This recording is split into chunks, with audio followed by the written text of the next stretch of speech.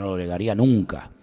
¿Verdad que si yo les hago esa pregunta, que se la estoy haciendo esta tarde, verdad que todos tenemos en este momento la seguridad de decir, negar al Señor, que ni por aquí se me pasa. Jamás yo negaría al Señor, ¿verdad? ¿Sí o no? ¿Sí que se lo negaríais? Ah, no, que lo negaríais. Ah.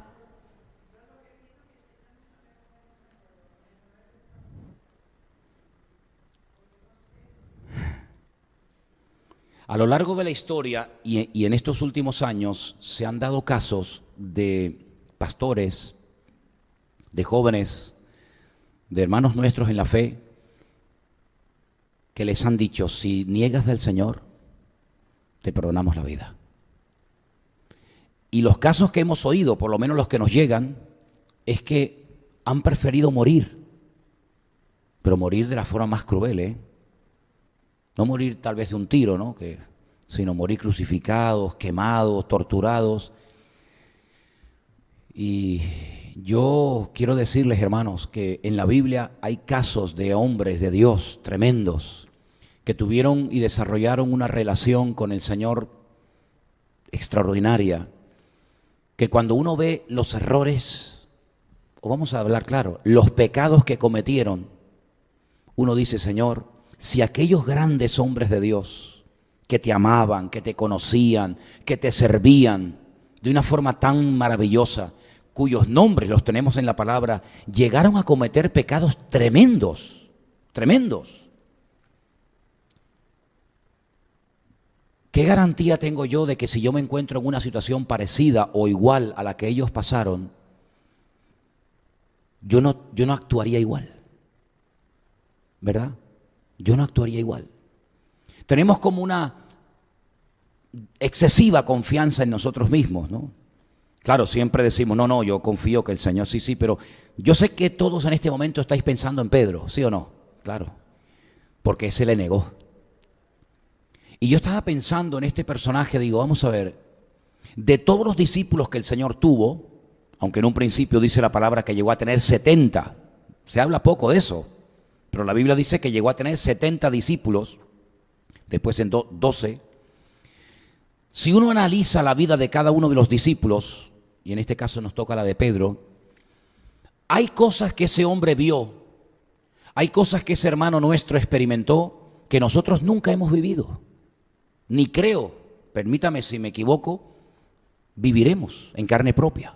Por ejemplo, cuando navegábamos ahora hace unos días, creo que fue el día viernes o sábado, no estoy muy seguro, cuando navegamos por el mar de Galilea, y hay un momento en el que todos nos pusimos a orar en distintas partes de ese pequeño barco que nos llevaba, yo miraba hacia las aguas de ese mar, y yo pensé en Pedro, ¿sabes? Yo pensé en Pedro y dije, Señor, Pedro caminó por encima de estas aguas. Ahora, ni tú ni yo sabremos nunca, a menos que el Señor nos lo revele cuando lleguemos a su presencia, cuánto tiempo caminó. Si fueron 10 minutos, 5 minutos, 10 pasos, 100 pasos. No sabemos exactamente cuánto. Pero lo que sí estamos seguros es que caminó, porque lo dice la Biblia, ¿sí? Ahora tú imagínate a nivel humano, que van 12 discípulos en una barca y ven la silueta en medio de una noche en tempestad del Señor y solamente uno se atrevió a decirle, Señor, si tú eres, si lo que yo estoy viendo, que creo que eres tú, verdaderamente es así, yo quiero caminar contigo. Oye, en ese momento hay que tener las ideas muy claras y saber a quién tenemos delante para decirle al Señor, Señor, si tú eres, yo quiero caminar contigo por encima de las aguas. Y él caminó y salió. Yo no creo, perdonen hermano, yo no creo que me hubiera atrevido a decirle eso al Señor, no lo sé, yo creo que no. Oye, porque allí estaba un hombre que amaba mucho al Señor y era Juan. Y Juan no le pidió eso al Señor, ni Santiago, solamente Pedro. Sí, ya sabemos que se hundió, eso lo hemos dicho hasta la saciedad. Pero hermanos, fue el único hombre en la historia de la humanidad que caminó por encima de las aguas con el Señor. Y eso es muy grande, hermanos. Eso es un milagro único e irrepetible. Nadie nunca Caminó por encima de las aguas. Yo les conté en una ocasión que cuando yo me convertí al principio, me gustaba leer libros y libros y libros de testimonios y de cosas que el Señor hacía, y cayó en mis manos un libro que se llama Como un viento recio, y hablaba de un avivamiento que hubo en unas islas perdidas del Pacífico, y hablaba de milagros y de curaciones, e incluso hasta de gente que llegó a resucitar de los muertos. Y en el libro hay un pasaje donde unos jóvenes un día iban a ir al culto, pero había llovido mucho y el río había subido y se había llevado el puente. Pero estos jóvenes tenían tantas ganas de ir al culto y estaban tan deseosos de ir a la iglesia, que se pararon en la orilla de aquel río que venía con una fiereza tremenda y le dijeron al Señor: Señor, en tu palabra vemos que un día tu siervo Pedro caminó por encima de las aguas. Tú le permitiste a él caminar por encima de las aguas. Señor,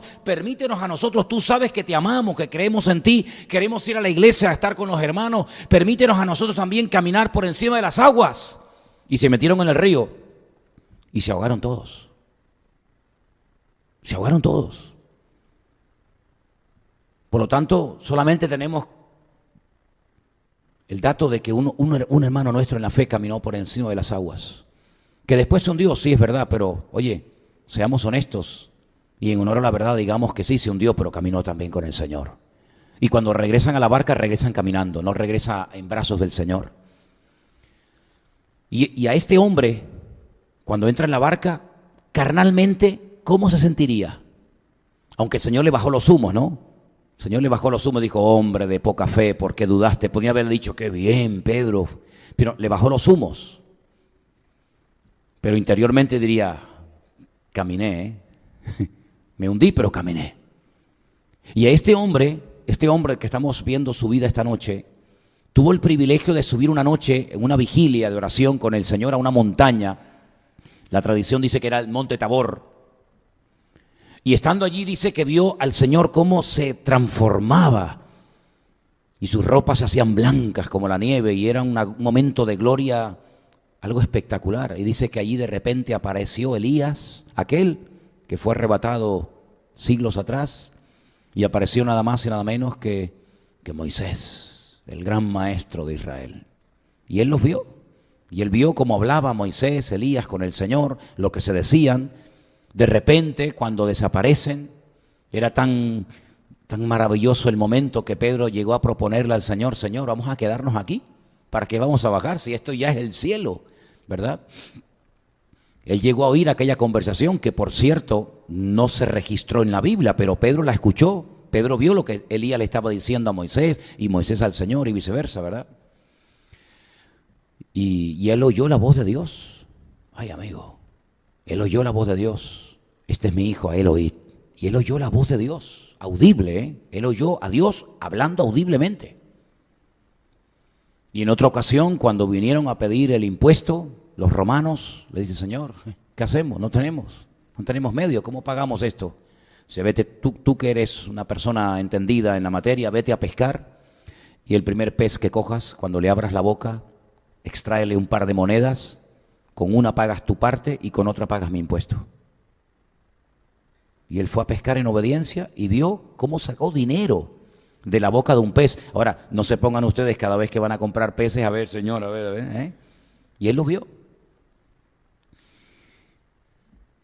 Cosas tremendas, ¿no? Una vez el Señor iba a hacer un milagro en la casa de un rabino muy conocido llamado Jairo, que era el jaján de la sinagoga, era el principal de la sinagoga, y el Señor le dice a Andrés: no, quédate aquí, tú no entras. Tomás, quédate ahí. Judas, tú quédate ahí. Pedro, ven conmigo. Santiago, ven. Juan, ven conmigo. Y los 9 se quedaron fuera y él entró. Y vio cómo le coge la mano a una niña muerta y la resucitó. Y Pedro estaba allí, miró aquello y dice: es impresionante, no sé qué es más grande, es caminar por encima de las aguas, la resurrección de un muerto. Él estaba allí cuando vio al Señor que partía el pan y no se acababa. Y dice: pero ¿cuántos trozos tiene este pan? Y partía los peces y no se acababan. Y él estaba allí y él tomó parte de ese milagro y él repartió aquellos panes y aquellos peces. ¿Cómo pudo llegar a negar este hombre al Señor? ¿No te lo has preguntado alguna vez? ¿Cómo pudo llegar a negar? ¿Cómo? ¿Qué le pasó a Pedro? ¿No te has preguntado alguna vez, ¿y si nos pasa a nosotros? Algunos dirán, no, es que tuvo miedo. ¿Y no podemos llegar a tener miedo nosotros en un momento determinado de la vida? No, a mí no, a mí no. Es que él también lo decía. Vamos a leerlo, por favor. Vengan conmigo un segundito a Mateo, capítulo 26, versículo 31.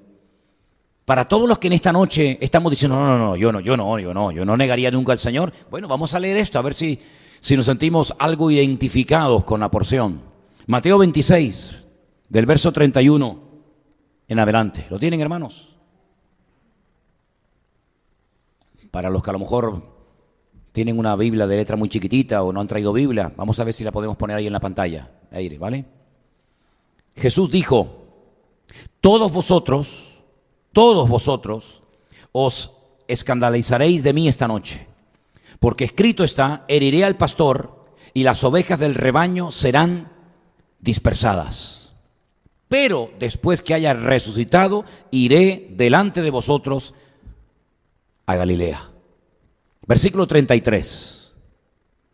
Respondió Pedro y le dijo, aunque todos se escandalicen de ti, yo nunca me escandalizaré.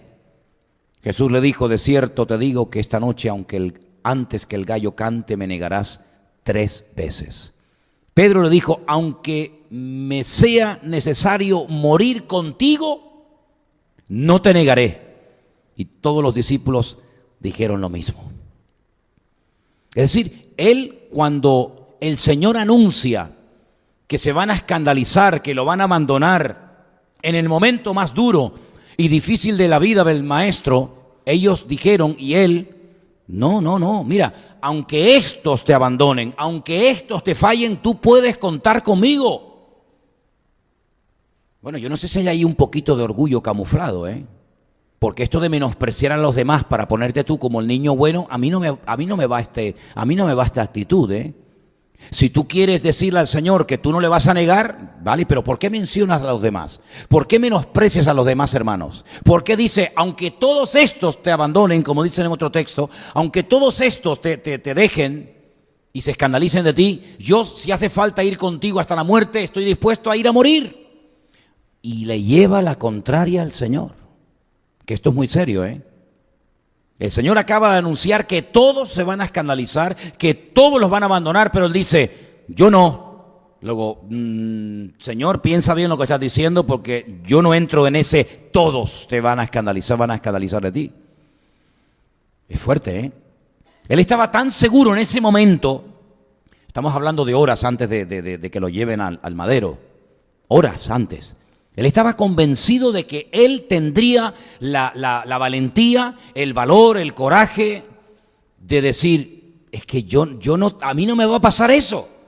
Yo no me siento identificado con esa palabra. Bueno, hay un refrán, no es un versículo, pero hay un refrán que dice, dime de qué presumes y te diré de qué careces. ¿No? ¿Lo habéis oído? Dime de qué presumes y te diré de qué careces. Es una excesiva confianza en sí mismo. Y uno puede tener confianza cuando hay una promesa que te avala, cuando hay una promesa que te apoya, toda la confianza del mundo. Pero cuando el Señor te dice, todos me van a abandonar, tú también te tienes que sentir identificado con ese todos, aunque no lo entiendas, porque es una palabra que el Señor acaba de decir y menosprecia a los demás. Pero no contento con esto, se van al huerto de Getsemaní, y entonces vamos a seguir leyendo un poquito más adelante. Y en el versículo 36, estamos en el mismo capítulo 26 de Mateo, dice así: entonces llegó Jesús con ellos a un lugar que se llama Getsemaní, y le dijo a sus discípulos, sentaos aquí, entre tanto que yo voy allí y oro. Y tomando, qué curioso, a Pedro y a los 2 hijos de Zebedeo, que eran, ¿quién? Juan y Santiago, comenzó a entristecerse y angustiarse en gran manera. Versículo 38.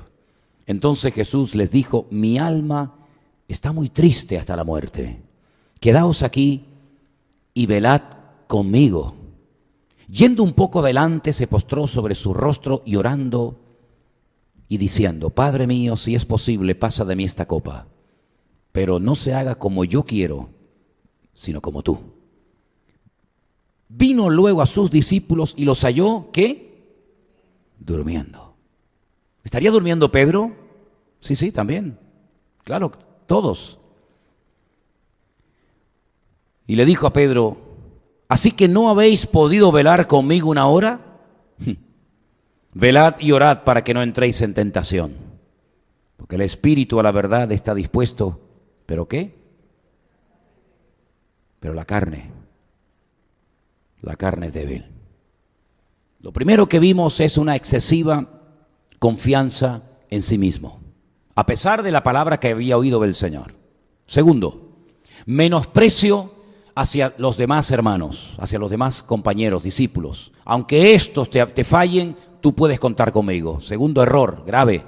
Tercer y grave error, falta de oración. ¿De dónde vas a sacar tú la fuerza cuando venga la prueba en tu vida? ¿De dónde la vas a sacar?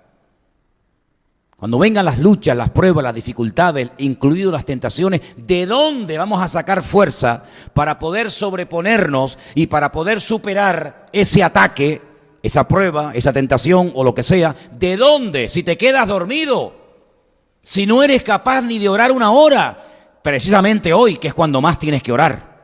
Y el Señor dice ahí una palabra muy interesante. Dice: mira, las ganas, el deseo, puede ser que lo tengas siempre, pero cuidado, la carne se come el deseo. La carne es tan poderosa y tan mala y tan destructiva que aunque el espíritu, el deseo está pronto, la carne puede llegar a superar. Entonces, ¿cómo hago yo para fortalecerme espiritualmente ante la carne? Orando. Ahí está, más claro agua. Si tú no fortaleces el deseo con la oración, la carne te termina dominando. Y por eso podemos ver a lo largo de la historia grandes personajes de la Biblia y fuera de la Biblia que cometieron pecados tremendos.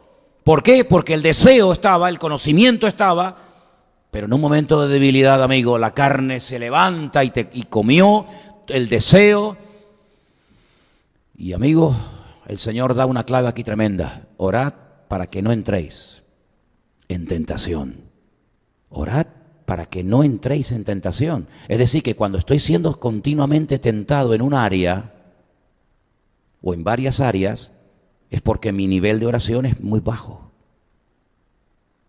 ¿No lo veis así? Orad para que no entréis en tentación. Si el Señor me dice: si no quieres estar siempre tentado, ponte a orar. Pero si las tentaciones es algo continuo, es un machaque, es algo continuo, es porque tu nivel de oración es muy bajo.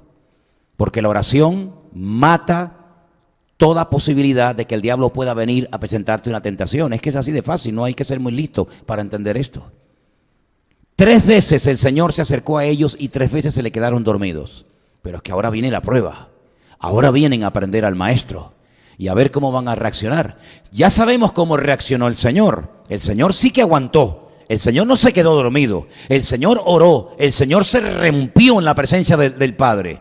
El Señor dijo todo lo que tenía que decir, pero ellos no. Ellos se quedaron dormidos. Y ahora viene el ataque a ellos y al maestro. El maestro lo supera.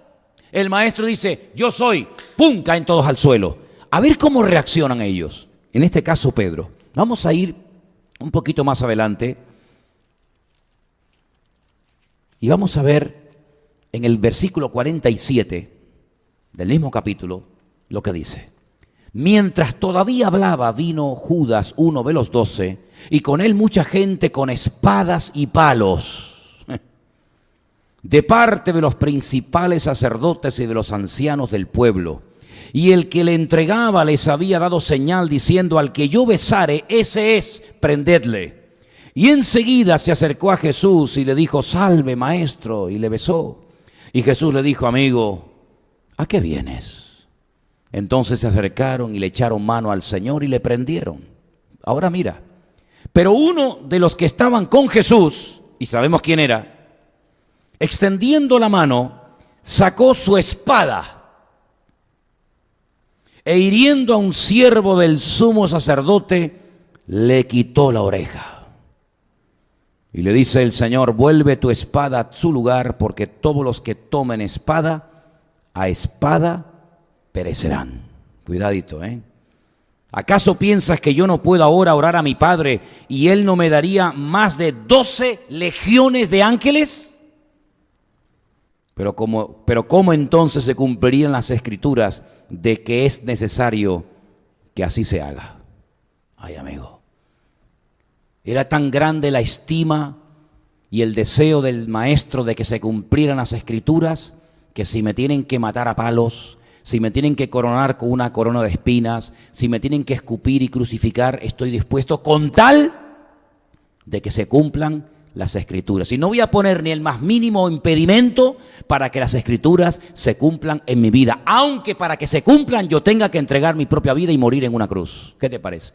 ¿Qué estima, qué concepto tan elevado de la Escritura tenía el Señor en su vida? ¿Cuántos dicen amén? ¿Y nosotros? Con tal de que se cumpla la Escritura, ¿estamos dispuestos a mordernos la lengua? ¿Estamos dispuestos a sacrificarnos? ¿Estamos dispuestos a lo que sea con tal de que se cumplan las Escrituras? Bueno, ya cada uno que se examine y se pruebe a sí mismo, como dice la palabra, ¿verdad? Pero fíjate, menosprecia a los hermanos. Se siente superior a los demás. Yo estoy dispuesto a morir, aunque todos te fallen y aunque todos te abandonen. Es una persona que tiene una excesiva confianza en sí misma y cuando llega el momento de la verdad, como no tiene fuerza espiritual, porque se ha quedado dormido, porque no ha sido capaz de orar, entonces ¿a qué tienes que recurrir? Pues a la fuerza bruta, a la espada, al puñetazo, al insulto, a la calumnia, al empujón, al gritar. Esa es la forma como los carnales defienden lo que no se puede defender de esa manera. Porque la Biblia dice que aunque andamos en la carne, porque andamos en la carne en el mundo, no militamos según la carne. Porque las armas de nuestra milicia, dice el apóstol Pablo a los Corintios, no son carnales, sino son poderosas en Dios para la destrucción de fortaleza, de tentaciones, de demonios, de ataque del maligno. Pero como tú te has quedado dormido, y aunque yo te he dicho que tienes que orar y orar y orar, porque aunque tienes el conocimiento y has caminado por encima de las aguas y me conoces y sabes cómo soy yo, no hay fuerza en ti, sino que siempre estás bajo el amparo y bajo el cobijo mío. Pero en el momento en que te expones solo ante el peligro, no tiene fuerza, Pedro, no hay fuerza en ti. Hay un gran deseo, pero el deseo no es suficiente, querido. Tú no te has fortalecido en la oración. Tú no has tenido tiempo para prepararte espiritualmente ante este ataque que es el más grande que vas a tener en tu vida. Porque quiero decirles que el Señor Jesucristo les había dicho a los discípulos: el diablo os ha pedido para zarandearos como el trigo. Es decir, esto es un conflicto de una naturaleza espiritual. Esto no es una metralleta y a ver quién tiene más fuerza y a ver quién tiene el tanque más poderoso y el avión más grande. No, es que por ahí no van los tiros. Esto es un ataque de tipo espiritual. Detrás de esto hay demonios. Detrás de esto hay principados, potestades. Está el mismo Satanás que maneja todo esto. Va a utilizar al sumo sacerdote, va a utilizar a un discípulo mío, va a utilizar al gobernador de Judea, Poncio Pilato. Sí, detrás de esto hay una mano negra, que es la mano de Satanás.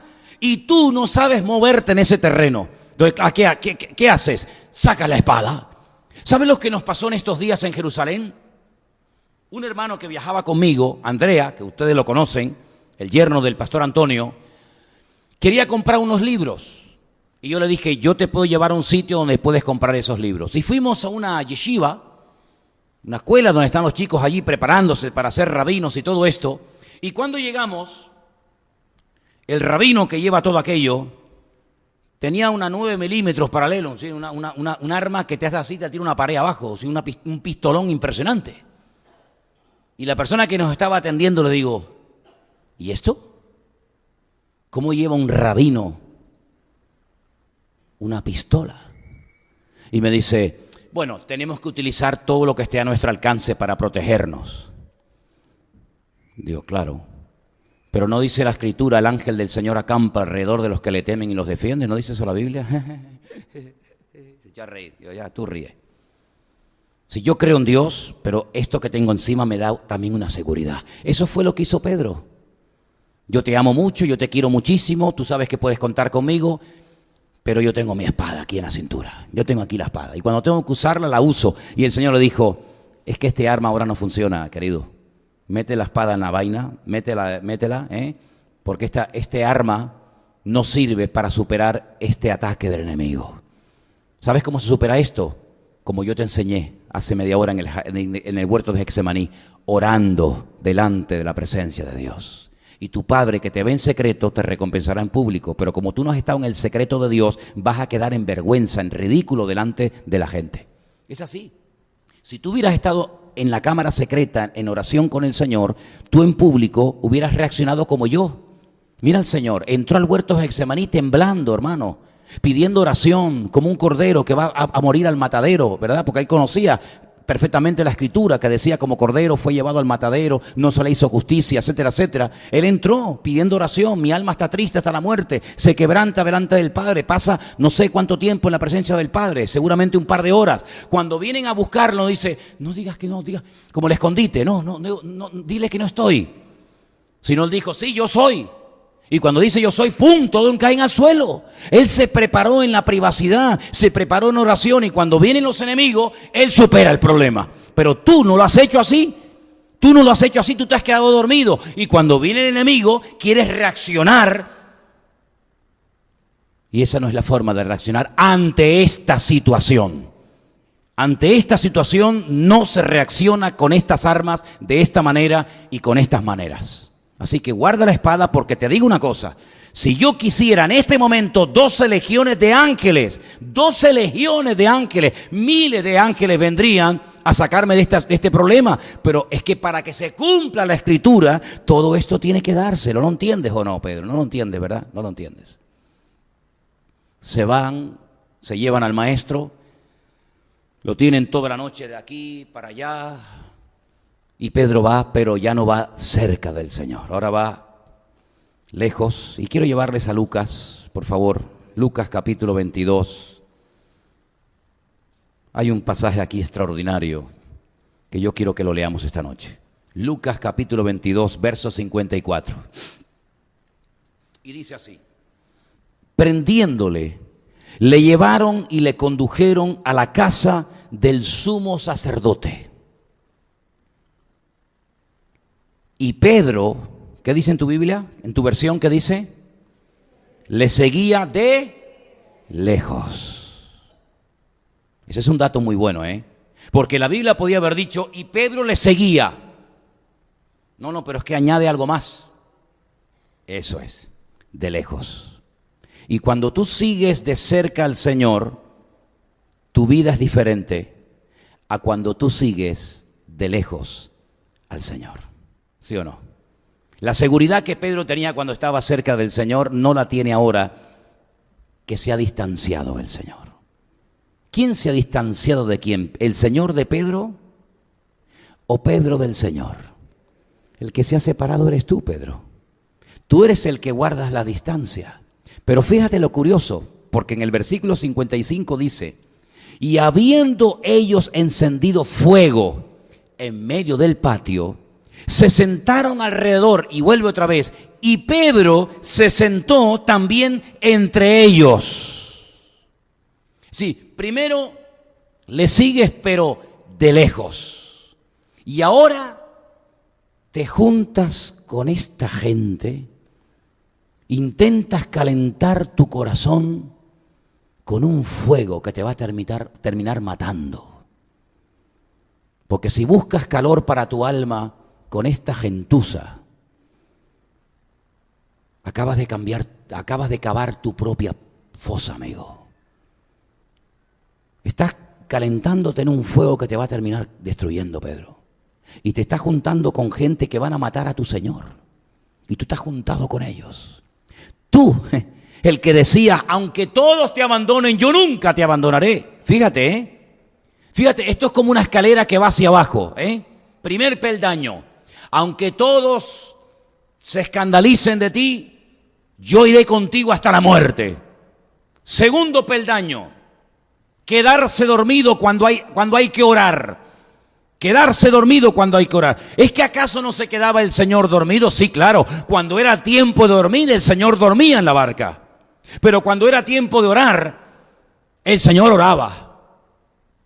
Es decir, el Señor va dormido en la barca y tú vas despierto. Y ahora que el Señor ora, tú te quedas dormido. Es al revés de lo que hace el Señor. Te quedas dormido en 3 ocasiones. Te dan el toque, te dan la colleja, te tiran de la oreja. Que tienes que ponerte a orar, que el espíritu está pronto, pero la carne es débil. No haces caso. Segunda vez te quedas dormido. Tercera vez te quedas dormido. Bueno, ¿ahora qué más? No, ahora no te preocupes, yo te voy a defender. Tú ponte detrás mío que yo te voy a defender. Que metas la espada en la vaina, que así no se arreglan las cosas de esta vida. Tercer peldaño. Cuarto peldaño. Sigo al Señor. Sí, pero ¿cómo lo sigues? De lejos. Ya no hay esa comunión. Ya no está cerca el Señor. Ya no puedes tocar así, y aquí está el Señor. Quinto peldaño. Más para abajo todavía. Te calientas en fuego ajeno. En un fuego que no te va a calentar en alma, sino que te va a terminar destruyendo. Uno tiene la cosa en la cabeza de que llegan y ya Pedro niega al Señor. No es así, no es así. Fíjate que hay un proceso, te lo estoy tratando de indicar, ¿te das cuenta? Hay un proceso. Mira, yo no digo que no puede existir la posibilidad de que estés bien y te venga una tentación. Y yo no digo eso, pero la mayoría de las veces hay cosas que son evitables. Hay situaciones que tú las ves venir. Dice que cuando la concupiscencia da luz al pecado y el pecado da luz a la muerte. Es decir, hay como un proceso, ¿sabes? No es que te levantes y dices, hoy voy a pecar, hoy tengo ganas de pecar, voy a pecar. No, tú te levantas y a lo mejor ese día has leído la Biblia y has orado y te has puesto incluso hasta de rodillas delante del Señor. Si nadie se levanta, vamos, ¿en qué cabeza cabe que un cristiano se levante diciendo, hoy voy a pecar, hombre? No. Pedro esa mañana cuando se levantó con el Señor ni se imaginaba cómo iba a terminar esa noche. Es como aquel hombre que está colgado en la cruz. Esa mañana desayunó con el diablo, pero cenó con Cristo en la gloria. Hoy estarás conmigo en el paraíso. A Pedro le pasó al revés. Esa mañana desayunó con el Señor y cenó. Con el Señor no. Con el Señor no cenó esa noche. Y entonces, al estar allí con aquella gente que no le transmitía nada bueno, dime con quién andas y te diré quién eres. En el versículo 56 viene una criada. Fíjate que a veces la Biblia, cuando no quiere resaltar a la persona, sino el hecho en sí mismo, no menciona el nombre de la persona.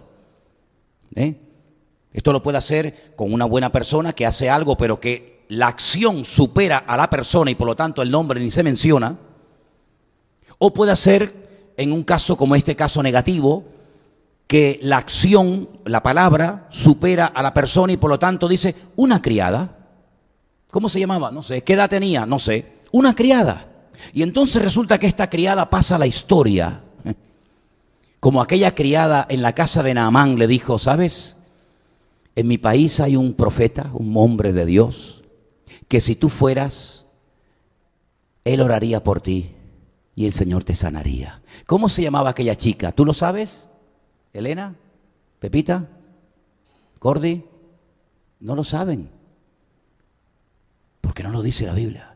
Porque la acción, en medio del dolor de haber sido raptada y llevada a tierra extranjera como criada de un hombre malo, corrupto, enfermo de lepra, que podía haber dicho ahí te quedas, ahí te mueres, pero que ella supera el odio, supera la venganza, es decir, que te mueras y te pudras con tu lepra, sino que le da un rayo de esperanza. Si fueras a mi tierra y sumergieras tu orgullo en las aguas del río Jordán, tu piel sería como la de un niño. Esa criada que hizo tanto bien, pero que pasó a la historia sin saber cómo se llamaba, ahora la Biblia menciona a otra criada. Y esta criada, al verle sentado en el fuego, luego tus ropas huelen a humo, Pedro. Al humo que están levantando los romanos. Le dijo, también este estaba con él. Y podía haber dicho, sí, yo estaba con él. Hace 3 años que llevo viajando por todo el país con él. Él cambió mi vida. Gracias a él caminé un día por las aguas del río, de las aguas del mar de Genesaret. Gracias a él conocí antes de morir a Elías y al gran maestro Moisés. Gracias a él mi vida ha cambiado. Tenía montones de motivos. Era una oportunidad de oro para testificar, ¿no? Pues no. Mira cómo Pedro le negó diciendo, mujer, no le conozco. ¿Qué acabas de decir? ¿Que tú no le conoces? Pero tú sabes lo que estás diciendo, Pedro. ¿Cómo que no le conoces? Si alguien en esta vida conoce al maestro, eres tú. Tú lo has llevado a tu casa. Tú has viajado, has dormido, has vivido con él durante años. ¿Cómo que no le conoces, Pedro? Tú eres el mismo Pedro que dijo hace un par de horas, aunque todos te abandonen, yo nunca te abandonaré, y aunque tenga que ir a la muerte, yo iré contigo. Tú eres ese hombre. Es que no se conoce lo que estás hablando. ¿Qué te pasa, Pedro? Ay, amigo, pues todo lo que estamos viendo esta noche. Entonces, un poco después, verso 58, viéndole otro, le dijo, tú también eres de ellos. Y Pedro dijo, hombre, no lo soy, tanto a las mujeres como a los hombres.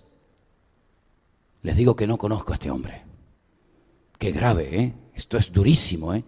Claro, si yo te pregunto a estas alturas del estudio esta noche, ¿tú le negarías? ¿Tú serías capaz de llegar a decir, no le conozco? La respuesta inmediata de todos y cada uno de nosotros esta noche, ¿cuál es? No, ¿qué va? ¿Yo? Negar al Señor ni loco. ¿Qué va? Imposible. Pero es que este decía lo mismo.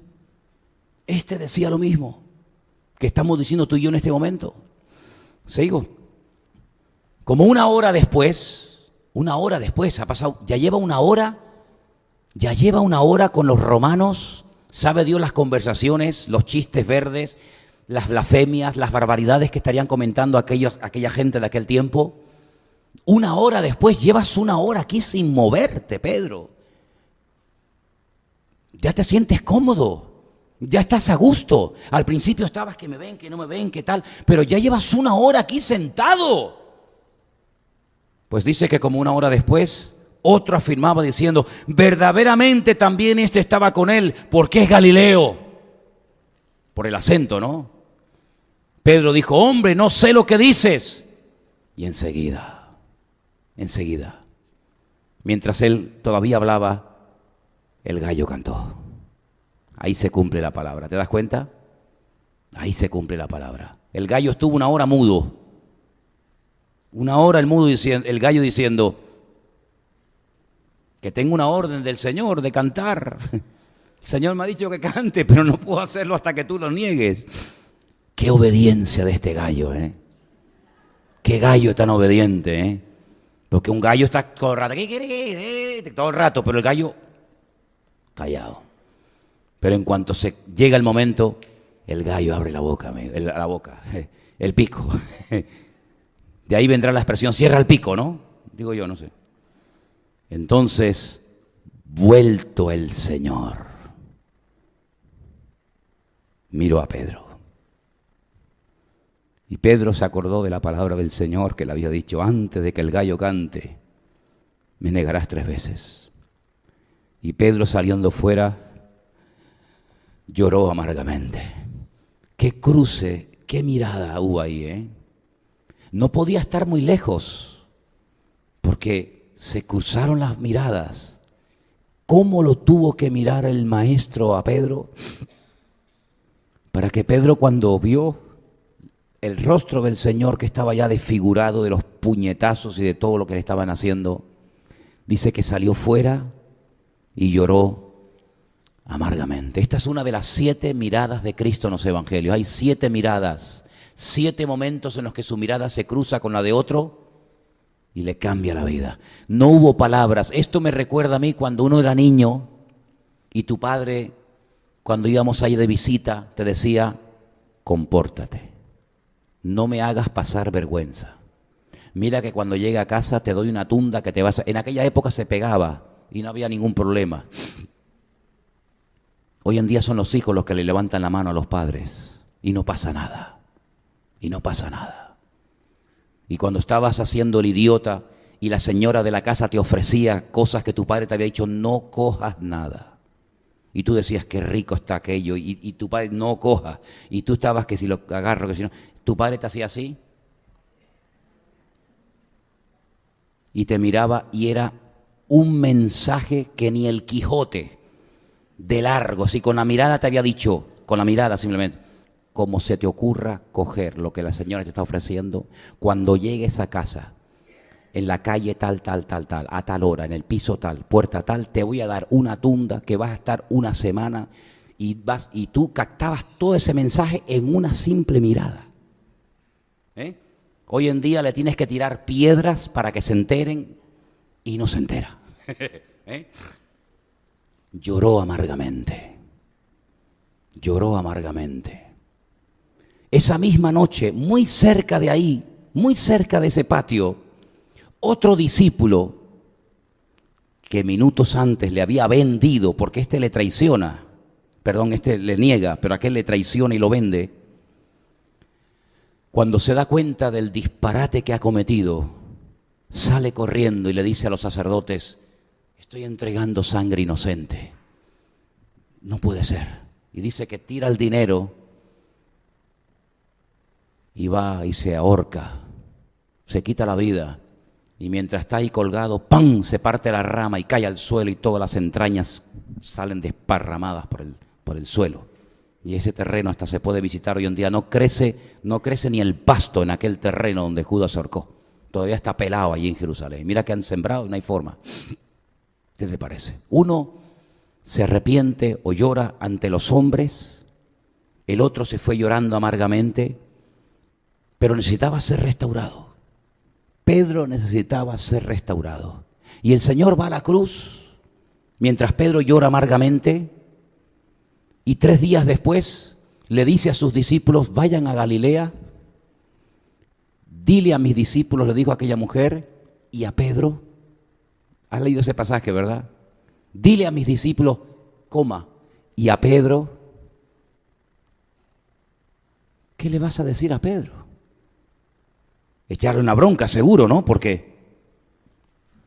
Pero sabes, hay una palabra que quiero utilizarla para cerrar esto. El Señor le dijo a Pedro algo muy bonito, que no le he mencionado hasta ahora. Le dijo, Pedro, Satanás os ha pedido para zarandearos como al trigo. Pero yo he orado por ti para que tu fe no te falle. Y una vez restaurado o levantado, ve y confirma a tus hermanos. Ya el Señor sabía todo. Y ya el Señor había orado por él antes de que Pedro metiera la pata. Así de claro. Qué bonito es saber que en la vida el Señor siempre nos tiene presentes en sus oraciones, ¿verdad? Qué bonito es saber que cuando yo me levanto a la mañana, ya el Señor ha orado por mí. Y qué hermoso es saber que si yo en ese día voy a hacer las cosas bien, gloria a Dios, pero si en algún momento hago algo mal, o pienso algo mal, o actúo algo mal, ya también el Señor lo sabía, pero no dejó de orar ese día por mí, sino que también oró por mí, a pesar de que en ese día no le serví 100% con toda la integridad o con la santidad que debería de haberlo hecho. Yo veo a Pedro que se dejó restaurar. Yo no veo a un Pedro justificándose, diciendo, bueno, pero mira, es que tú tienes que ponerte en mi lugar, Señor. Yo estaba allí solo, no estaban los discípulos, todos te abandonaron. Yo al fin y al cabo estaba allí solo. Claro, me vi bajo esa presión, me vi tan desesperado que yo para salir del paso dije, mira, no, yo no quiero saber nada, yo no le conozco. Tú tienes que ponerte en mi lugar, Señor. Que me ponga yo en tu lugar y ¿por qué no te pones tú en el mío? Démosles la vuelta a la tortilla. El Señor lo ponemos allí junto a los romanos en el fuego. Y a ti te cogemos y te llevamos allí para que te escupan, para que te crucifiquen y para que te claven. Yo nunca hubiera dicho, yo no conozco a mi discípulo Pedro. Yo nunca hubiera dicho, yo no sé quién es el que está allá adentro. Yo hubiera ido y me hubiera partido la camisa por ti. Pero el Señor no lo trató así. Sino que el Señor cuando resucitó y se va a Galilea, me voy a tu terreno, Pedro. Ya que en Jerusalén, en mi terreno, me ha fallado, capaz que en tu terreno te encuentres más cómodo, ¿verdad? Hay cosas que hacemos en casa que no nos permitiríamos nunca de hacer en la iglesia, porque hay una confianza con la mujer, con el marido, con el padre, con la mamá, con quien sea, ¿verdad? Conversaciones, cosas que hacemos o decimos en nuestro terreno, que a lo mejor si nos sacan de nuestro terreno, no sabríamos cómo reaccionar. Yo te he llevado a mi terreno, te he llevado al Getsemaní, que es el terreno de la oración, donde has suspendido el examen. Yo te he llevado ante la presión de los sacerdotes, que es mi terreno, el que me presionen, el que me cuestionen, el que me critiquen, el que me calumnien, y has suspendido el examen, Pedro. Yo fui a la cruz del Calvario para que me machacaran, mi terreno. Al fin y al cabo nací para morir allí y tú no aprobaste el examen. Voy a ir a tu terreno, donde tú controlas, donde tú dominas, donde tú conoces a tu gente, el clima. Voy a ir a tu terreno a ver si apruebas el examen. Y cuando llega a su terreno se lo encuentra pescando. Otra vez a las andadas. Y el maestro, con una paciencia impresionante, le dice desde la orilla a Pedro: ¿habéis pescado algo? Como si no lo supiera, como si no lo supiera. Fíjate, bueno, cuando le permite a Moisés ver la tierra prometida. Claro, es que hay que estar allí para entender esto. Desde el monte Nebo, desde Jordania, le permite ver a Moisés toda la tierra prometida, desde Dan hasta Beersheba. Eso es imposible, totalmente imposible, pero el Señor le permitió, le dio una visión global de la tierra. ¿Cómo no va a saber el Señor si han pescado o no han pescado, si la red está llena de peces o está vacía? Es una respuesta que Él sabe la respuesta, pero te estoy confrontando. Dime, allí fracasaste y aquí te van mejor las cosas sin mí. Porque allí conmigo fracasaste, allí conmigo me negaste, allí conmigo no fuiste capaz de dar la cara por mí. Y ahora en tu trabajo, en tu terreno, en tus redes, en tu barca, en tu casa, ¿te va mejor la vida ahora sin mí? Y le dice: nada, Señor, nada, Señor. No he pescado nada. Aunque durante toda la noche lo he intentado, no he pescado nada. Esa es la respuesta que yo creo que el Señor quería oír de los labios de Pedro y de sus discípulos. No habéis pescado nada en toda la noche. Qué curioso, porque cuando yo os pedí en Jerusalén, en el huerto de Getsemaní, que orarais, que vinierais conmigo. Fíjate qué privilegio que el Rey de Reyes, el Señor de los Señores, me haya pedido a mí que me vaya a orar toda la noche con Él. Menudo privilegio, ¿sí o no? Te me quedaste dormido, te desperté, volviste a quedarte dormido, te desperté, volviste a quedarte dormido. Y ahora vienes a tu trabajo y estás toda la noche tratando de pescar. Qué curioso, oye. ¿No te entró sueño, Pedro? Yo le hubiera preguntado: Pedro, una cosa, ¿y no te entró sueño? No. Ay, qué cansadito estoy. No, ¿verdad? Toda la noche pescando. Y has aguantado, amigo. Y son las 5, las 6 de la mañana. Y ahí sigues, y sigues, y sigues, y sigues. Echa la red a la derecha, anda, a mi favor. Echa la red a la derecha. Y cuando sacan la red, uy, mi madre, ¿esto qué es? Y ya no podían sacarla y tuvieron que hacer señas. Ahora ya puedes compartir. ¿Te das cuenta? Antes, ¿qué vas a compartir? Ruina, desastre. No vas a compartir nada. Ahora sí, venga, comparte la bendición. Chicos, vengan. Y dice: ay, este tiene que ser el maestro. Porque yo lo intenté en la carne y fracasé. Pero en cuanto él me dijo que lo hiciera, al momento funcionó. Y cuando llegan, se dice que se ciñe las ropas, llega a la orilla y se encuentra el desayuno preparado. Dice que había peces encima de unas brasas, ¿no? Y cuando llegan a la orilla, comen. Pero hay algo curioso que solamente lo cuenta Juan. No lo cuenta Mateo, no lo cuenta Lucas, no lo cuenta Marcos, solamente lo cuenta Juan. Claro, era uno de los testigos que estaban allí. Y cuando empiezan a sacar la red y a sacar los peces, empiezan a contar 1, 2, 3, 28, 35, 50, 82, 90, 93, 153 peces. ¿Y para qué la Biblia registra el número de los peces? ¿Qué más da, no? 80, 90, 200, ¿qué más da? 153 peces. Por algo tiene que ser, ¿no les parece? Por algo tiene que ser. Porque la Biblia es muy matemática en esto, ¿no? Tantos panes, tantos peces, tantas cestas sobraron, tanta gente había, tantas personas en el aposento alto, tantos se bautizaron, tantos se convirtieron, tantos murieron. La Biblia es muy precisa en datos matemáticos, y aquí hay un dato muy interesante. 153. Ani Elohim. El valor numérico de yo soy Dios, 153. Esto lo he hecho yo, Pedro. Esto no lo has hecho tú con tu esfuerzo, con tu trabajo, con tu sabiduría. Esto está firmado por mí. Esto lo he hecho yo. Y entonces ahora viene el momento cumbre. Lo importante no es la pesca, ni los 153, no. Lo importante es, tú me amas, Pedro. Tú me amas. Otra vez vuelve a responder sin pensar. Qué peligroso es cuando nosotros queremos vivir una vida cristiana sin tener en cuenta el compromiso. Hermanos, estoy harto, estoy cansado de ver a creyentes que no se quieren comprometer. Vengo de Israel, se lo estaba comentando a Guido y a otros hermanos. Gente que quiere vivir a veces un cristianismo a su manera, sin compromiso. Voy cuando me da la gana, cuando no me da la gana no voy. Cuando quiero voy a la oración, cuando no quiero no oro. Cuando quiero ir al culto de jóvenes voy, cuando no me largo. Cuando quiero... Hermanos, un compromiso una vida cristiana sin compromiso ni es vida cristiana ni es nada. Ahora voy, ahora no voy, ahora creo, ahora no creo, ahora me enfado, ahora sí, ahora no, ahora apoyo, ahora no me da la gana apoyar, ahora cojo la Biblia, ahora no. Pero es terrible, hermano.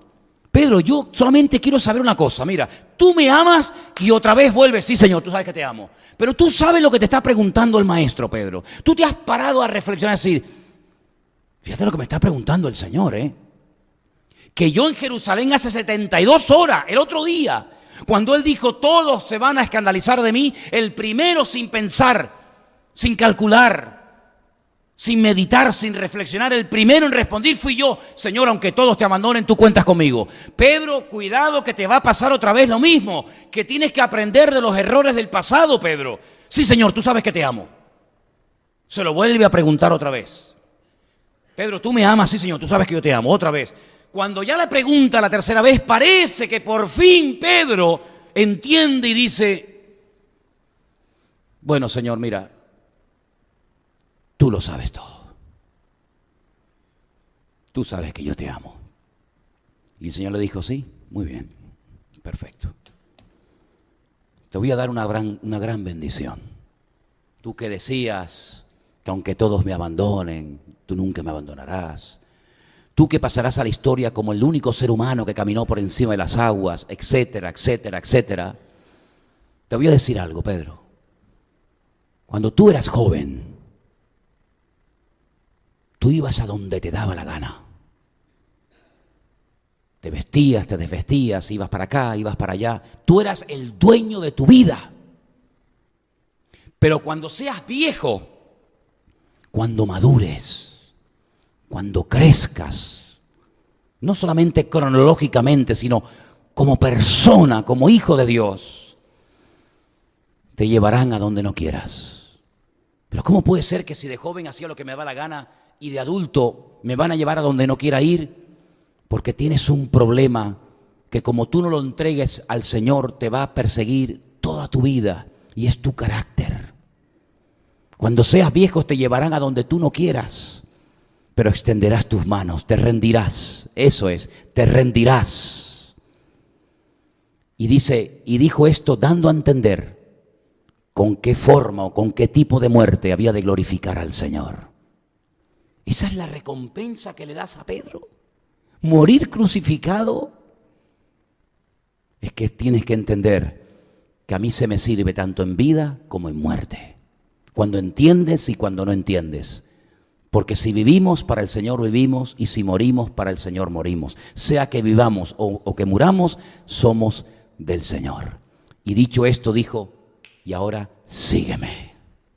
Y vemos cómo la historia nos da la razón en lo que estamos diciendo, que cuando un hombre vive cerca del Señor, no importa el tipo de carácter o de personalidad o de limitaciones que tenga, no importa. Cuando un hombre y una mujer siguen de cerca al Maestro, no importa lo dura que le sea la vida, la bendición y el respaldo del Señor siempre será superior a todas las pruebas y dificultades que aprenda.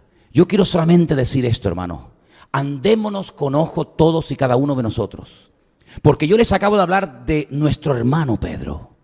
Yo les acabo de hablar de un hombre de Dios.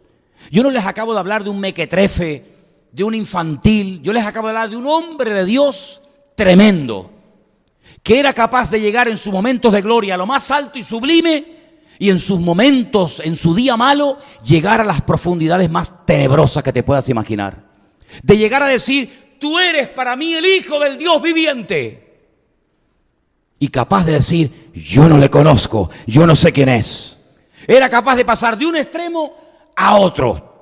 Era capaz de decir, Señor, yo no sé lo que tú eres para este o para el otro, pero tú eres el Mesías, tú eres el enviado. Y oír de labios del Maestro, bienaventurado eres, Simón, hijo de Jonás, porque esto no te lo reveló sangre ni carne, sino mi Padre que está en los cielos. Era capaz de llegar a ese momento de clímax, de esplendor, a llegar a un momento en el que el Señor decía, apártate de mí, Satanás, porque no pones la mira en las cosas de Dios, sino en las de la tierra. Fíjate qué extremos, qué bandazos pegaba este hombre de un punto a otro. Si eso le pasaba a él, con todo lo que vivió, con todo lo que aprendió, con todo lo que vio y experimentó en carne propia, ¿a dónde vamos tú y yo, querido? ¿A dónde vamos tú y yo? Si a veces ante la más mínima presión o problema nos derrumbamos como si fuera un castillo de arena, ¿verdad? ¿No nos enseña todo esto, hermanos, que tenemos que vivir cerca del Señor? Yo tengo que vivir más cerca del Señor y tenemos que orar más y doblar la guardia y no estar metidos en cosas o en cuestiones que no nos van y nos vienen, sino bien cerca del Señor, porque allá afuera hay muchos fuegos que quieren calentar nuestra alma, pero el único fuego que tiene que calentar nuestra vida es la presencia del Señor. ¿Cuántos dicen amén? Y quiero recordarte que el Señor también fue tentado como Pedro, y como David, y como tantos hombres, tentado en todo. Cristo recibió más tentaciones en carne propia que todos los otros juntos en esta noche, pero no cayó ni se dio ninguna. ¿Por qué? Porque vivió siempre muy cerca del corazón del Padre. Y la única manera de poder resistir al diablo es someteos a Dios. Y podréis resistir al diablo y entonces huirá de vosotros. Pero no lo intentes por ti mismo, porque irás de fracaso en fracaso y de derrota en derrota. Pero cuando vivimos cerca del Señor, su victoria y su presencia está con nosotros. ¿Cuántos dicen amén? Vamos a orar, hermanos. Aleluya. Bendito sea tu nombre, mi Dios. Aleluya. Pidámosle al Señor, como decía nuestra hermana Dominga en esta noche, Señor, no me lleves nunca a una situación, a un punto en el que no tenga fuerzas y te niegue, Señor. Porque es más fácil de lo que te imaginas, ¿eh? Pero en esta noche, Señor, nos acercamos delante de ti y te pedimos, Señor, danos fuerzas y ayúdanos para superar las batallas de la vida. Y que podamos terminar la carrera diciendo, he peleado la buena batalla y he guardado la fe. Señor, en esta noche nos humillamos delante de tu presencia y te pedimos, Señor, que nunca, nunca pasemos a la historia como un hombre, una mujer que negó al Señor. Danos fuerza, Señor, ante las dificultades y pruebas de la vida y que siempre, Señor, dependamos de ti, no de nuestra sabiduría, de nuestra experiencia, de nuestro conocimiento, porque hemos visto esta noche que todo eso no sirve para nada si no vivimos cerca de ti y de tu corazón, Señor. Gracias por esta palabra, gracias por la vida de Pedro, al cual respetamos, porque vemos que es un hombre que con sus defectos y debilidades fue un gran hombre y un siervo de Dios tremendo, que terminó muriendo crucificado con los pies para arriba y la cabeza para abajo en Roma, dando testimonio de su Señor Jesús. Y en esta noche te pedimos, Señor, que nos des también ayuda y fortaleza a nosotros en estos tiempos para que no te neguemos ni con nuestras palabras, ni con nuestras acciones. Porque no solamente se te puede negar con la voz, con la palabra, sino a veces con nuestros hechos. Y también queremos con nuestros hechos dar testimonio de que el Señor es la piedra angular de nuestra fe y sobre ella edificamos nuestra vida. Gracias, Señor, por tu paciencia y por tu ayuda. Te damos toda la gloria y toda la honra en tu bendito y poderoso nombre. Amén y amén. Aleluya. Nos ponemos de pie, queridos hermanos. Pueden tomar asiento, mis queridos hermanos, en esta noche. Que el Señor nos continúe bendiciendo y a partir de ahora ministrando también, por supuesto, ¿no? A través de su hermosa palabra. Quiero de todo corazón dar gracias al Señor por esta nueva oportunidad que el Señor nos da de poder estar juntos, y quiero dar las gracias a todos ustedes que de verdad son los que hacen un esfuerzo para poder estar aquí. Ustedes son los que se trasladan en sus vehículos sabiendo que mañana seguramente tendrán que levantarse temprano para ir a trabajar. De verdad, gracias, hermanos, por el esfuerzo que ustedes hacen de venir a estas reuniones, a estas cenas, a estos lugares. Y no hemos parado desde prácticamente del primer día que llegamos. Hemos estado en diferentes lugares. Hemos estado también en un par de iglesias que nos invitaron. No sé si nos van a volver a invitar en el futuro, pero por lo menos podemos decir que estuvimos en un par de iglesias, ¿no? Ya solamente el futuro lo conoce el Señor, ¿vale? Entonces estamos muy contentos, muy bendecidos. Hemos conocido a mucha gente que no conocíamos. Yo siempre digo que ustedes juegan con ventaja, porque cuando nosotros hacemos allí los cultos en España, o como hacía en su momento el pastor online o los devocionales, yo no veo a nadie. Yo no veo absolutamente a nadie. No sé si hay uno, dos, tres o mil o ninguno, ¿no? Pero ustedes nos hablan de, ¿y cómo está Priscila? ¿Y cómo sigue Miriam? ¿Y cómo está el nieto Adriel? Y qué penita que el perro se murió. Y yo digo, Dios mío, pero ¿cómo esta gente sabe todo? Dice, bueno, porque ustedes lo cuentan, ¿no? Ustedes cuentan que el perro se murió, que la niña estuvo malita y todo, ¿no? Estamos muy contentos porque además de todo esto hay mucha gente que no ha podido asistir a estos eventos, a estas reuniones, pero están orando, ¿sabes? Hay muchísima gente orando, y yo estoy convencido de que es así porque, hombre, la verdad es que vamos a ver, uno por supuesto, claro que se cansa y hemos estado horas y horas y horas de pie saludando y todo con la gente, pero notamos que hay un montón de gente que está orando por nosotros, por estos eventos, ¿sabes? No solamente aquí en Estados Unidos, sino en otros países, en España, y gente que sigue las retransmisiones y gente tan agradecida, porque mire, la verdad que si algo hemos visto en estos últimos años es la gratitud. Hay dos cosas que a mí me han llamado la atención mucho. A lo mejor a ustedes les han llamado la atención otras cosas, pero a mí me ha llamado mucho la atención la gratitud de la gente, lo agradecidas que son, prueba de ello el esfuerzo tan grande que hacen. Y en segundo lugar me ha llamado mucho la atención el hambre que tiene la gente de palabra de Dios.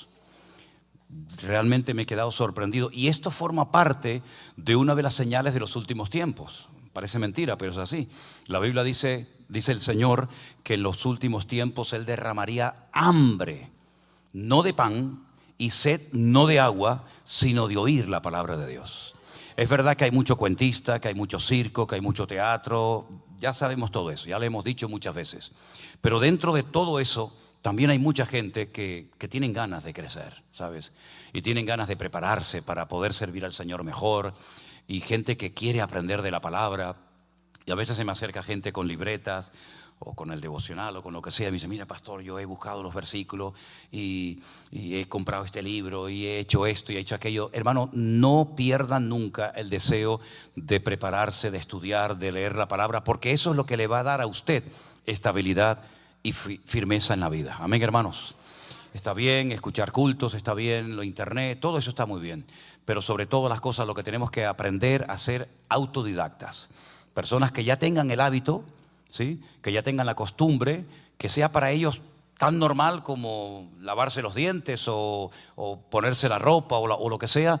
Cada día tener comunión con el Señor, leer su palabra, y sobre todo a los jóvenes, a los más, incluso a los adolescentes, apréndanse muchas cosas de la Biblia, ¿sabe? Apréndanse capítulos de la Biblia de memoria.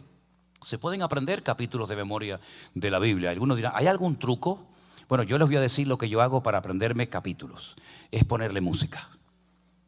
como las tablas de multiplicar. Yo no sé si eso todavía existe hoy en día, pero aprendimos las tablas de multiplicar cantando, ¿no? Entonces, póngale música. Bueno, yo sé que hay gente que quieren cantar, pero no cantan.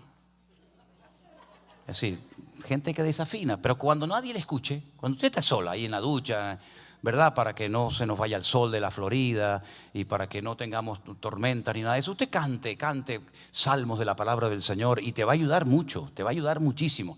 Una vez conocí a un muchacho que quería cantar en alabanza. Y le dije, qué bien, gloria a Dios que quieres cantar. Vamos a hacerte una pruebita, mijo. Entonces le dije, a ver, coge este tono. Upa. Digo, bueno, vamos a probar con otro. A lo mejor tiene la voz más bajita, ¿no? Nada, bueno, vamos para arriba. Bueno, al final le digo, mira, ¿sabes una cosa? Tengo la sensación de que tú llegas a tu casa, tocas el timbre y desafina. Entonces, mira, ¿no te gusta otra cosita? ¿Otra cosita no te gusta? Bueno, toca la guitarra. Digo, toca la guitarra. Toca la guitarra porque la verdad es que no es lo tuyo, ¿no? En España hubo un famoso cantante y un famoso guitarrista, ya los dos murieron. Uno se llamaba Paco de Lucía. Dentro del mundo de la música se llegó a considerar el mejor guitarrista del mundo. Sinceramente, era un virtuoso de la música. El sueño de Paco de Lucía fue ser cantante flamenco. Y el sueño de un cantante que lo llamaban el camarón de la isla era ser un guitarrista flamenco. Entonces uno se ponía a cantar y el otro se ponía a tocar y la cosa no fluía. Entonces, como dice el refrán, zapatero a tu zapato. Paco se cogió la guitarra, un tocador, un músico de guitarra espectacular, el otro se dedicó a la música y fueron mundialmente conocidos. Entonces creo que lo importante en la vida es primeramente preguntar al Señor, ¿cuál es el plan que tú tienes para mi vida? Porque claro, yo quiero ser piloto de aviación, pero hombre, si voy con un perro y con un bastón, difícilmente puedo ser piloto de aviación. Hay un pasaje en la Biblia, no voy a hablar de ese, pero quiero decirlo porque a veces hay creyentes que se frustran porque dicen, es que yo quería hacer esto y me salió mal. Pues o vuelva a intentarlo, o a lo mejor el Señor te está cerrando esa puerta y te ha abierto otra y no te has dado cuenta. La Biblia dice que un día Pedro y Juan subían al templo a la hora de la oración para orar. Y la palabra del Señor dice que estaba allí un paralítico de nacimiento. Todos conocen la historia, ¿no? Hechos capítulo 3. La palabra del Señor dice que el hombre extendió la mano esperando recibir algo de ellos. Fíjate qué interesante lo que le dijo Pedro y Juan también a este muchacho, a este hombre. No tengo ni plata ni oro. Si en este momento no dispongo de recursos económicos para ayudarte, pero tengo lo que tengo, te lo voy a dar. Y a mí eso siempre me impactó, cómo un hombre de Dios como Pedro fue capaz de reconocer lo que no tiene, pero también fue capaz de reconocer y de usar lo que el Señor le había dado. Entonces todos y cada uno de los hijos de Dios tenemos talentos, tenemos dones, tenemos habilidades, cosas que usted sabe hacer. Ponga ese don, ponga ese talento en las manos del Señor. Y no se empeñe en hacer cosas a las cuales el Señor no lo ha llamado ni lo ha capacitado. Y no se ponga triste, al contrario, por lo menos sabe a lo que no tiene que dedicarse. Pero pídale al Señor sabiduría para que usted pueda ser una persona útil en las manos del Señor y usted pueda fluir y ser utilizado y dar fruto a 100 por 1 en las cosas en las cuales el Señor le ha capacitado. ¿Cuántos dicen amén? A mí me hubiera gustado ser un pianista, un virtuoso del piano. Tengo en mi casa un piano, lo toco, pero ahí como una cosa privada, ¿no? Pero hermanos queridos, lo importante en la vida, sobre todo las cosas, es prepararnos. Prepararnos, dejarnos tratar, dejarnos moldear por el Señor y aprovechar todas y cada una de las oportunidades que el Señor nos da para prepararnos, porque llegará el momento que llegará la oportunidad de tu vida. ¿Cuántos dicen amén? Cierra tus ojos un momentito, vamos a orar a nuestro buen Dios y vamos a pedirle que la palabra que vamos a escuchar en esta noche sea de bendición para nuestra vida y nos haga bien a nuestro espíritu, a nuestro ser. Y cuando salgamos por esas puertas, podamos decir, hoy el Señor otra vez volvió a hablar a mi vida. Aleluya. Gracias, Señor, por esta oportunidad maravillosa que nos das de poder estar aquí reunidos, un grupo de tus hijos que te amamos. Hemos cantado a tu nombre, hemos honrado tu nombre. Nos hemos gozado en el tiempo de alabanza que hemos tenido. Pero ahora queremos, buen Dios, que tú nos hables a través de tu hermosa y poderosa palabra. Que podamos salir de aquí bendecidos, fortalecidos en la fe y que podamos, Señor, seguir adelante caminando en el nombre del Señor cada día. Pedimos todo en el nombre de Jesús. Amén y amén. Quiero llevarles al tercer evangelio, el evangelio de Lucas, concretamente al capítulo 8, donde hay algunas historias muy interesantes, pero en esta ocasión quiero hablar de una mujer. Si ustedes se han dado cuenta, dicen las estadísticas que el 75% casi de las personas que asisten a una iglesia suelen ser generalmente mujeres. Me llama mucho la atención que cada vez vienen más hombres a los eventos que hacemos. Al principio la mayoría eran mujeres, pero cada vez vienen más hombres y me alegro muchísimo de ello. Y la Biblia está llena de historias de hombres buenos y malos que por lo que hicieron pasaron a la historia. Pero también la Biblia, y hay que ser honesto y hay que ser realista, la Biblia está llena de nombres, de vidas, de mujeres que también pasaron a la historia por lo que hicieron, por la forma como vivieron, por las decisiones que tomaron y sobre todo por la fe que tenían. De hecho, hay un capítulo que les recomiendo que lo lean y si pueden, apréndanselo de memoria porque es un capítulo monográfico que gira en torno al tema de la fe, que es extraordinario, que es el capítulo 11. La carta a los Hebreos, que nos habla de hombres y de mujeres que por lo que hicieron o por lo que dijeron pasaron a la historia. Ahí se habla de Abraham, se habla de Jacob, de José, de Moisés, etcétera. Pero también se habla de algunas mujeres. El caso del texto de esta noche, se nos habla de una mujer, pero no nos dice la Biblia cómo se llamaba. ¿Por qué? Bueno, el Señor sabrá. Pero lo que está bien claro que la historia es muy interesante y dice así. Lucas capítulo 8, verso 4. Una mujer que padecía flujo de sangre desde hacía 12 años y que había gastado en médicos todo cuanto tenía y por ninguno había podido ser curada. Lucas, el que está escribiendo el evangelio, probablemente era médico y él no da un dato muy interesante que otro evangelio nos dice que había gastado todo cuanto tenía en médicos, por ninguno había podido ser curada y añade otro evangelio, sino que cada vez se encontraba peor. Tal vez para no tirarse piedras contra sí mismo, Lucas no dijo eso, ¿no? Pero sí dijo que esta mujer había gastado todo su dinero en médicos y ninguno la había podido curar. Sigue diciendo la historia en el verso 44. Se le acercó por detrás y tocó el borde de su manto. Y al instante se detuvo el flujo de su sangre, al momento. Entonces Jesús le dijo, ¿quién me ha tocado?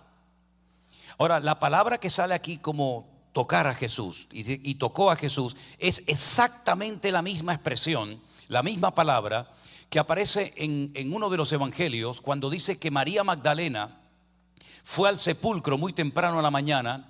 Y dice que cuando vio al maestro, dice que quiso agarrarlo. Eso es realmente lo que dice la palabra. No es solamente tocar, sino que asió, agarró al Señor y no quería soltarlo, ¿verdad? Eso es lo que esta mujer de esta historia hizo en aquel momento. Agarró el manto, el borde del manto del Señor Jesucristo y no quería soltarlo.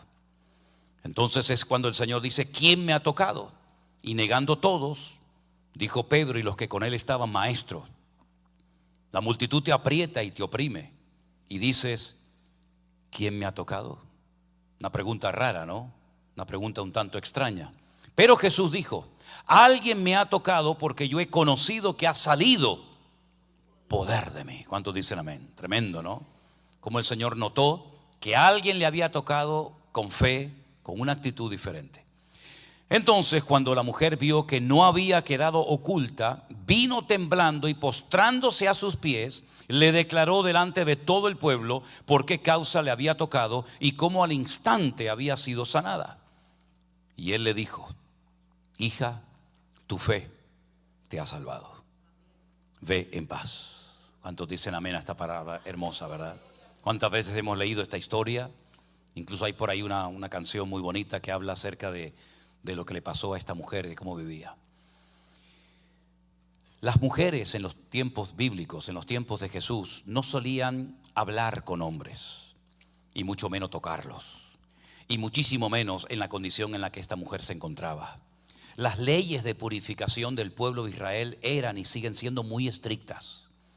Una persona se cuidaba mucho, muchísimo, de no tocar cosas que no tenía que tocar, de no mirar lo que no tenía que mirar, de no contaminarse, porque el hecho de purificarse para poder subir al templo, a lo que era en aquel momento la casa de Dios, pues implicaba que a lo mejor tenías que estar una semana o más en tu casa, purificándote, esperando el tiempo para poder llegar a la presencia del Señor. Lo que está bien claro que esta mujer que estaba inmunda no podía entrar nunca al templo en esa condición. Esa mujer en esa condición no podría entrar a ninguna sinagoga. Esa mujer, todo lo que tocaba quedaba totalmente inmundo. Y si tocaba a un hombre en público y lo impurificaba, pues probablemente cualquiera podía haberla matado a pedradas sin ningún problema. Por lo tanto, era una mujer no solamente inmunda, era una mujer débil porque estaba perdiendo durante 12 años sangre. La Biblia dice que la sangre es la vida es la sangre. Esta mujer se arruinó económicamente hablando porque dice que gastó todo cuanto tenía, creyendo que los médicos podían solucionar su problema, y más bien fue todo lo contrario, cada vez estaba peor. No solamente estaba débil, impura y arruinada, sino que probablemente era una mujer solitaria, porque nadie podía convivir con ella. Esta era una causa de divorcio en la época de Jesús. Había varias causas de divorcio, pero esta era una de ellas. Por ejemplo, una mujer que no le daba a luz, que no le daba hijos a su marido, era causa de divorcio. De hecho, hay algo que se llama en hebreo la ketubá, que es un contrato prematrimonial que se hace donde el hombre se compromete a una serie de cosas con su esposa, la esposa con su marido, y si se quebranta ese acuerdo, pues se le da carta de divorcio. Y este era uno de los motivos. Un hombre no iba a convivir su vida, no iba a compartir su vida con una mujer que estuviera en estas condiciones. No solamente eso, sino que además esta mujer era judía. Y ella sabía que como judía jamás iba a poder rehacer su vida ni con otro hombre, ni siquiera espiritualmente. Porque dice que el problema que tenía ya lo llevaba arrastrando por mucho tiempo, por 12 años. Una vida triste, una vida solitaria, enferma. Había perdido toda la ilusión, toda la esperanza. Pero hay algo que me llama mucho la atención de esta mujer. Y es que tenía algo fundamental para la vida, y es que tenía un rayito de fe. Ella decía, otros evangelios lo cuentan, que si tan solo tocare el borde de su manto, ella creía que las cosas podían cambiar. Pero el borde del manto ¿de quién? Porque todos los judíos llevaban y llevan un manto, el famoso talit. Pero el manto y el borde ¿de quién? ¿De cualquier sacerdote, de cualquier persona, cualquier hombre que pasara por el camino? No. Ella, como buena judía, sabía que las profecías y los profetas del Antiguo Testamento habían hablado acerca de que algún día, en algún momento de la historia, vendría el ungido, el Mashiach, el Mesías, y todo lo será solucionado por el Mesías. Los enfermos serían sanados, los muertos resucitarían, y tantas cosas más. Ella tenía esa ilusión, esa fe, esa confianza de que algún día podría tocar el borde del manto del Mesías y ser sana de ese azote, de ese flujo de sangre que ella tenía. La palabra de Dios nos enseña que esta mujer tenía esa confianza y esa fe. ¿De dónde le vino esa confianza en ese hombre que pasaba en ese momento, que era el verdadero Mesías? Bueno, probablemente la gente ya en aquel tiempo conocía perfectamente quién era el Señor Jesucristo. Ella seguramente habría oído, oye, este hombre ha levantado muertos. Este hombre ha resucitado gente, cosa que no hacía nadie en aquella época. Este hombre ha limpiado leprosos, cuando los leprosos también eran inmundos y tenían que salir fuera de las ciudades, apartarse de por vida, a morir en las montañas, ¿verdad? Esperando la muerte. Como vean cómo se iba deteriorando su organismo día tras día. Esta mujer había oído cómo el Señor fue al estanque de Betesda y sanó a un hombre que hacía 38 años, mucho más años que ella, a pesar de que era paralítico. Seguramente los milagros de Cristo estaban en boca de todo el mundo, y ella tenía esa confianza, y por fin llegó su oportunidad. Por fin llegó el momento en el que ese hombre, ese ungido, ese Mesías pasó delante de ella. Pero ¿cómo acercarse públicamente a tocar al maestro? Me van a matar, no tengo ninguna posibilidad, estaba debilitada.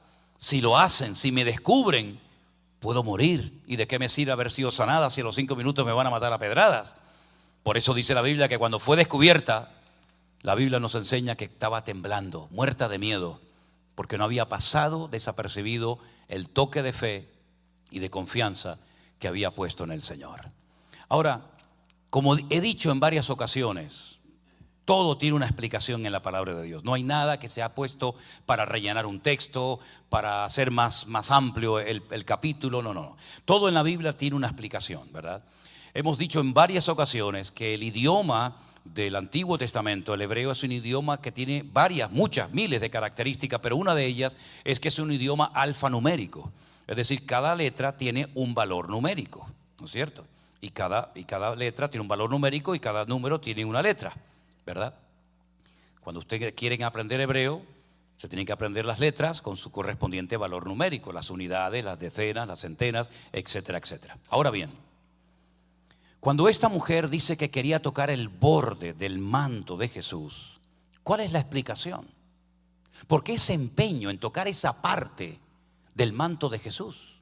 ¿Por qué no dijo que me gustaría tocar en la espalda, la cabeza, el hombro, la cara, la barba? ¿Por qué el borde de sus vestiduras? Bueno, en ese idioma alfanumérico, toda palabra, todo nombre tiene un valor numérico. Y ese manto de oración se llama el talit. Y el valor numérico de la palabra talit es 600. Ella, como buena judía, sabía perfectamente que la Torá, que la ley de Moisés, tenía 613 mandamientos. 613 mandamientos. Era como una especie de gran constitución para que los agricultores, los ganaderos, los soldados, etcétera, etcétera, supieran cómo comportarse en cada momento de la vida en el que se encontraran. Ellos sabían que hay muchas cosas que recuerdan a esos 613 mandamientos, y una de esas cosas que lo recuerda es el manto de oración. Pero si la palabra talit en hebreo suma y el valor numérico es 600, faltan 13 para poder completar el número completo de 613 mandamientos. ¿Cómo solucionan ese problema? ¿Saben? Como hay un refrán que dice que una imagen vale más que 1000 palabras, yo les he traído el manto de oración para que ustedes lo vean. ¿Me lo puedes subir, por favor? No sé si han visto alguna vez un manto de oración. Gracias. Este es un manto de oración que se usa única y exclusivamente por los varones. Las mujeres no usan este manto de oración que se llama el talit, ¿vale? Entonces, este manto de oración se pone en varios momentos durante el día, de la semana, para tener un tiempo especial de oración. Este es un talit muy bonito. Yo tengo unos cuantos en casa, pero este sobre todo es un talit muy bonito y se coloca de esta manera, ¿okay? Se pone el manto de oración y entonces cuando la persona va a leer la palabra, coge estos se llaman tzitzit, ¿vale? Toca la palabra y lee la escritura. Ahora, si ustedes se dan cuenta, en cada una de las esquinas de este talit hay 8 hilos. Todas las esquinas tienen 8 hilos y 5 nudos. 8 y 5, 8 y 5, 13. ¿Y cuál era el valor numérico de la palabra talit? 600. 600 y 3 y 13, 613. Entonces Jesús, como buen judío, llevaba su manto de oración, llevaba su talit. ¿Y qué es lo que quería tocar la mujer? El borde de su manto, los 613 mandamientos, porque no podía entrar a ninguna sinagoga, no podía entrar a ningún templo, no podía ir a la presencia de Dios, porque estaba inmunda. Esto fue lo que le cortó David al rey Saúl. Esto fue lo que le cortó. Algunos judíos dicen que por eso después, cuando era mayor, tenía mucho frío, para acordarse de que le rompió el borde de las vestiduras del manto de oración al rey Saúl, ¿verdad? Este es el famoso manto de oración. Este es el talit que se utilizaba y se sigue utilizando para orar, y representa y recuerda la palabra de Dios en la vida de un varón, en la vida de una persona. Ella tenía tanta fe en la palabra de Dios que ella sabía perfectamente que no toca el suelo. ella sabía perfectamente que la palabra de Dios tiene poder. Y tú y yo tenemos que tener la completa seguridad de que la palabra de Dios, da igual si la lees en español, en hebreo, en griego, en arameo, en quechua, en japonés, en chino o en el idioma que tú quieras. Tú tienes que partir de la base que este libro que tú tienes en tu mano es la palabra de Dios revelada, inspirada por el Espíritu poderoso y santo de Dios, para que tú sepas en todo momento de la vida, como padre, como madre, como hijo, como pastor, como viuda, soltera, casado o lo que sea, tú sepas en todo momento cómo tienes que comportarte y tener tu relación con el Señor cada día. No es un libro normal y corriente. No hay ningún libro en el mundo que tenga las características de este libro. El centro, si partiéramos la Biblia exactamente por la mitad y hubieran los mismos versículos y capítulos a un lado y a otro, el centro de la Biblia es el Salmo 118, que dice: mejor es confiar en Dios que confiar en los hombres. Mejor es confiar en Dios que confiar en los príncipes. Ese es el centro exacto de la escritura, de la palabra del Señor. Es un libro único porque todos los libros los escribe una persona. Pero este libro no lo escribió una persona, lo escribieron más de 40 personas. 40 personas que entre ellos la mayoría no se conocían. Fue escrito fundamentalmente en dos idiomas. El Antiguo Testamento mayoritariamente en hebreo, aunque hay muchas partes de arameo, y el Nuevo Testamento en griego. 3/4 partes del material que tenemos en este libro es material profético. No hay ningún libro en el mundo que contenga tantas profecías como este libro. Profecías que se han cumplido, profecías que se están cumpliendo y profecías que se cumplirán. Hablaban de la venida del Mesías que ya se produjo hace 2000 años y hablan de una segunda aparición del Señor Jesucristo en los últimos tiempos, precedida por centenares y centenares de señales y de datos que los tenemos ahí para nuestra comprensión, para que seamos entendidos en los tiempos y no ignorantes, entretenidos en la vanidad del mundo, olvidándonos de que el Señor viene pronto y que cumple su palabra. Amén, hermanos. Es un libro que da vida. Es un libro que transforma a la gente.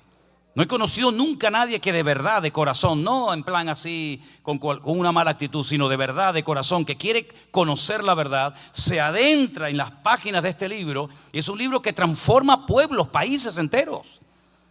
Es un libro que te da paz. Es un libro a través del cual Dios te habla. Y uno puede decir, bueno, pero ¿qué tiene este libro que lo puedes leer toda tu vida y no te cansas?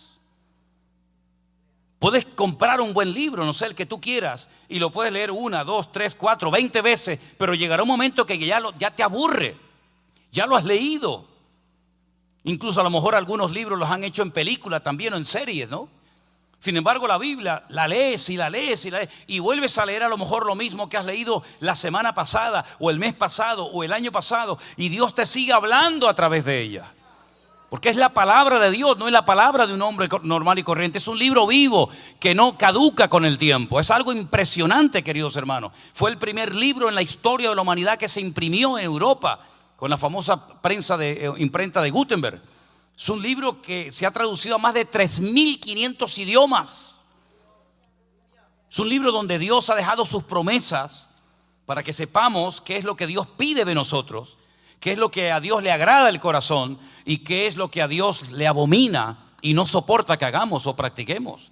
Y esta mujer tenía tanta fe en esa palabra que ella se jugó la vida por tocar algo que en aquel momento representaba o simbolizaba el poder de la palabra de Dios.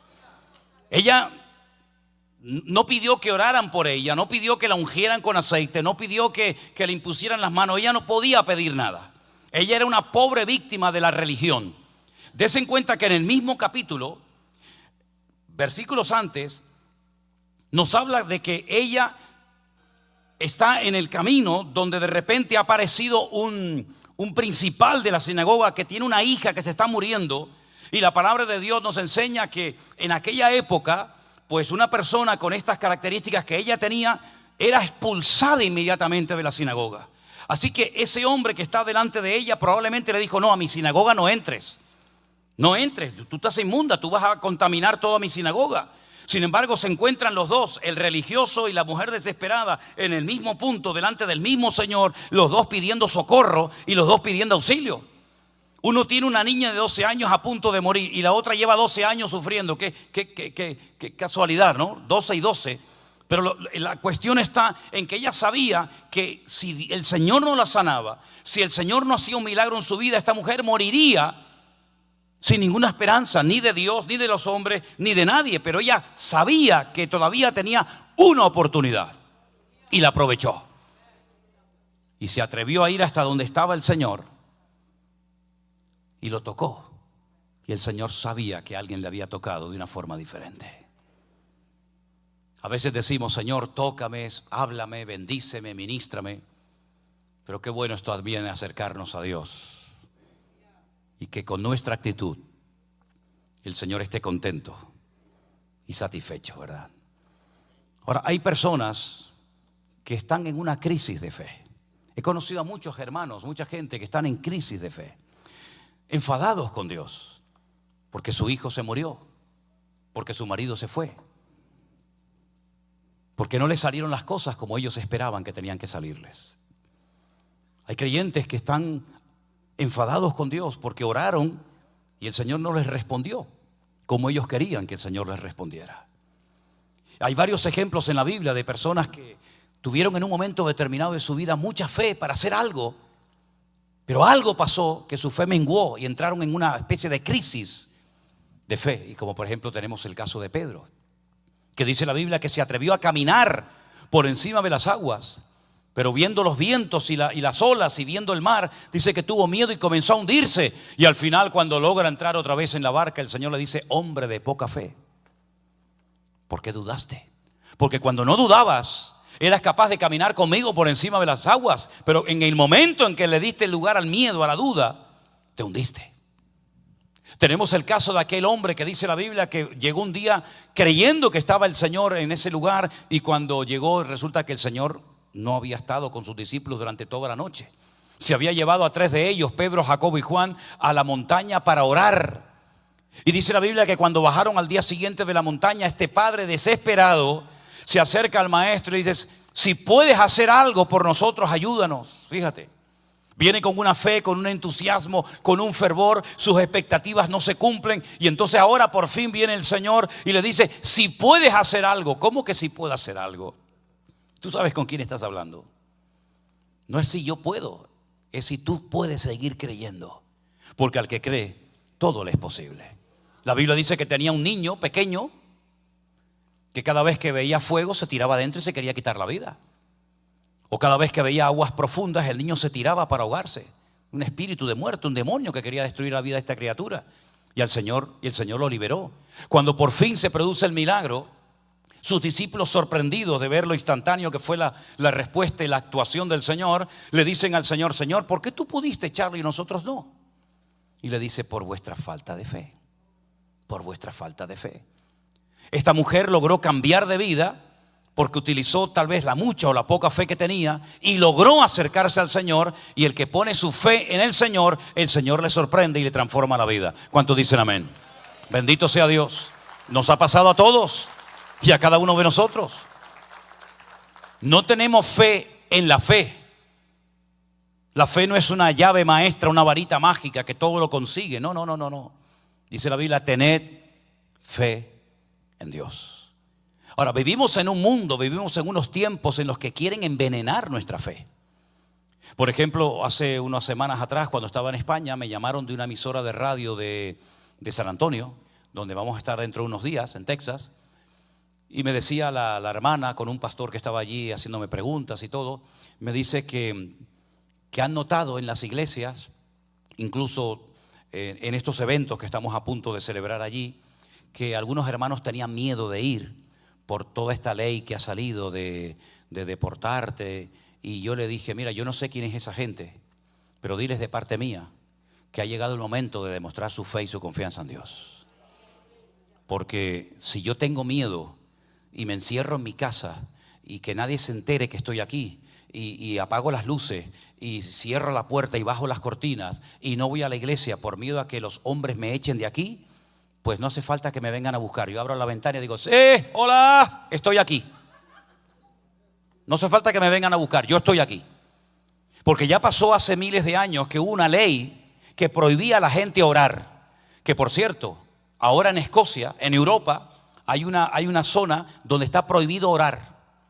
¿Tú sabes lo que yo haría si yo viviera en Escocia y prohibieran orar?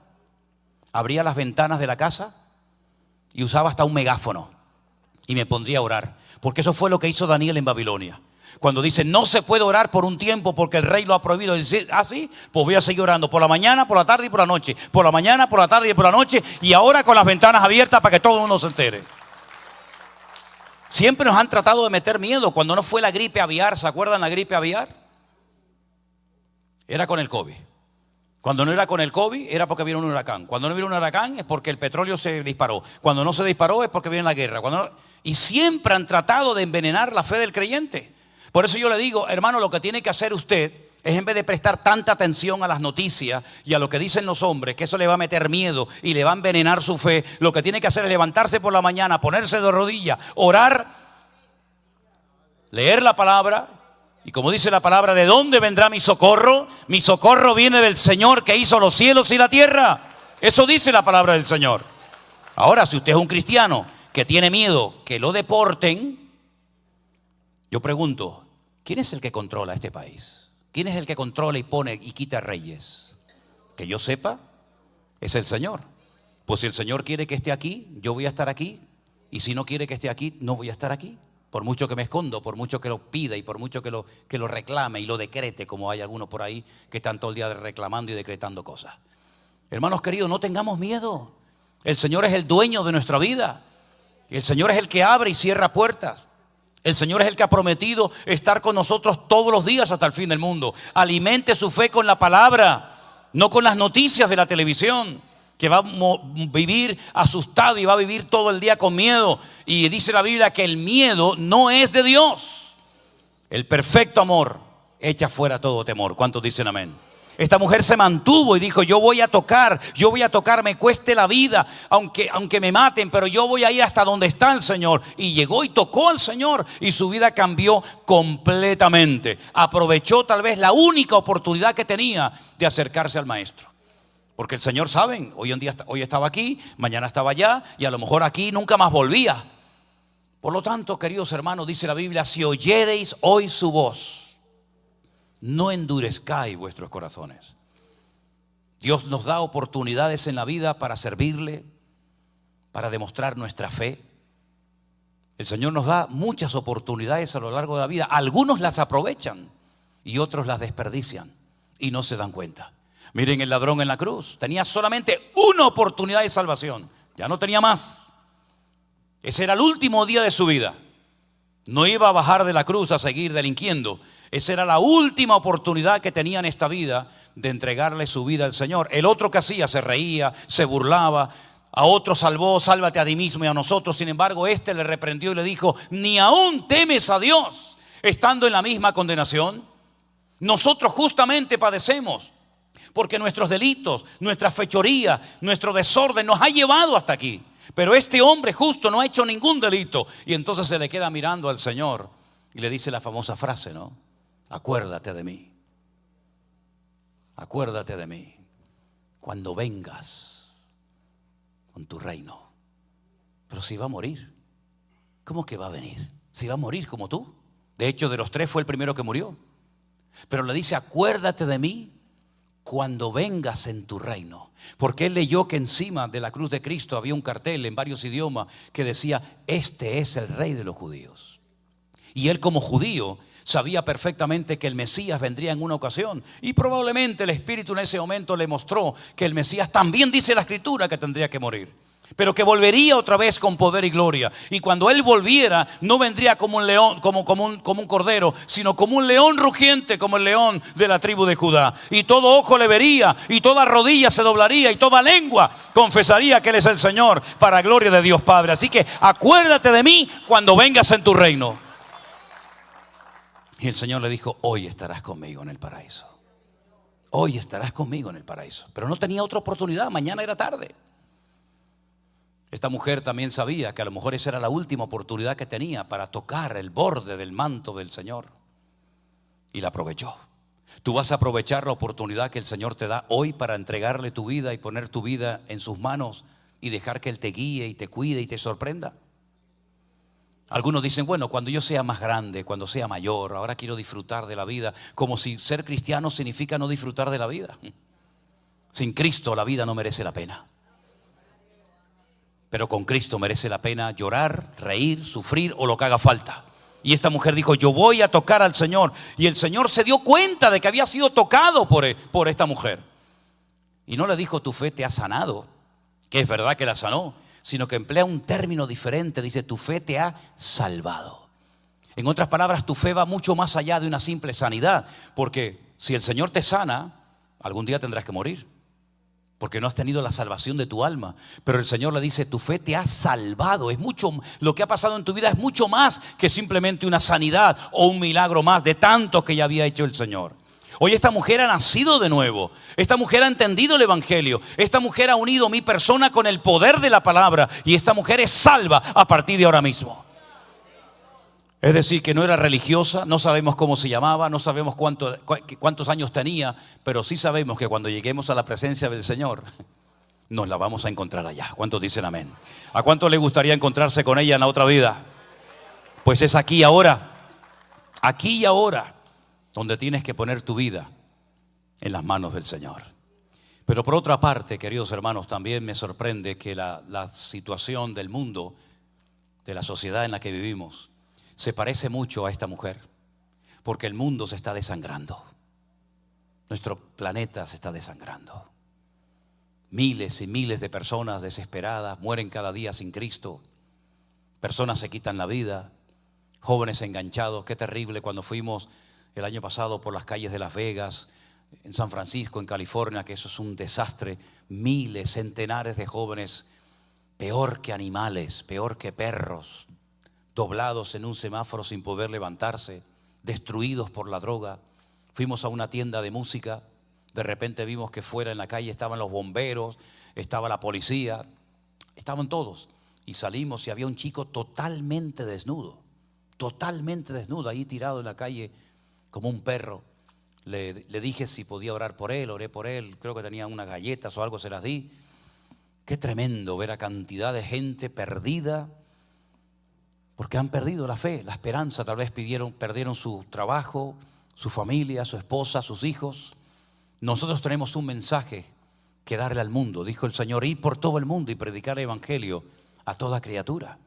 El que se acerca al Señor Jesucristo hoy en día puede ser salvo, puede ser sanado, puede ser liberado de sus ataduras. De hecho, el Señor dijo, ir por el mundo y predicar el evangelio. El que creyere será salvo, dice la palabra de Dios. Tenemos el mensaje más poderoso, más transformador del planeta Tierra. No te calles, no seas un espía del reino de Dios, sé un testigo de Cristo. Háblale a tus amigos, a tus compañeros de trabajo. No te dé vergüenza decir, sí, creo en Dios. Y si verdaderamente son amigos, pues se van a alegrar de tu cambio y no se van a reír, porque si se ríen y se burlan de ti, esos de amigos tienen poco o nada. Así que mi querido hermano y amigo, hoy el Señor nos da a todos, a cada uno de nosotros, la oportunidad de acercarnos a Él, de tocarle, de ser bendecidos por la poderosa presencia y la mano de nuestro Dios. ¿Cuántos dicen amén? Cierra tus ojos ahí donde estás en esta noche. Yo quiero hacer una pregunta a todos los que estamos aquí, sobre todo a los que nunca han recibido al Señor Jesucristo como su Señor y Salvador personal. Esa es la decisión más importante que puedes y debes tomar en esta vida. No es un cambio simplemente externo o de religión. No tiene nada que ver con eso. Es un cambio interior. Es pasar de muerte a vida. Es nacer de nuevo y tenerlo a Él en tu corazón. Aleluya. Si en esta tarde entre nosotros hay alguien que nunca le ha entregado su vida al Señor Jesucristo, a ese que le hemos cantado, a ese que hemos orado, ahora es el momento, mi amigo. Ven a Jesucristo. Pon tu vida en sus manos. Tal vez no tengas un problema tan grave como el que tenía esta mujer. pero tu alma está sangrando. Tu alma desconectada de Dios está muerta. Y tú necesitas la vida de Cristo en tu vida. ¿Qué es lo que tienes que hacer? Primeramente, decirle al Señor Jesús: perdóname, Señor.